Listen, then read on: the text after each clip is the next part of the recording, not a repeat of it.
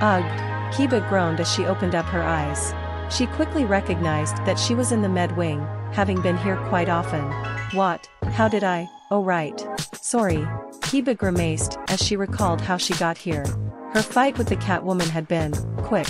Both in that, the two of them moved at extremely high speeds, and in that, it didn't last very long. She felt frustration well up inside her fist clenching and her face contorting into a pout. Her losing wasn't the worst part. She knew how strong she was, so just losing wouldn't have stung that badly. But she didn't just lose. She didn't land a single hit on her. No matter how she attacked, Sori would just dodge or redirect, or interrupt her attacks, and counter with an attack of her own. And she hit where it hurt. Something Kiba recalled clearly, as even now her body ached in the spots where Sori had struck her. Ugh! Kiba groaned as she shook her head, trying to free herself of her frustration. I can't be petty. I lost because I lacked skill.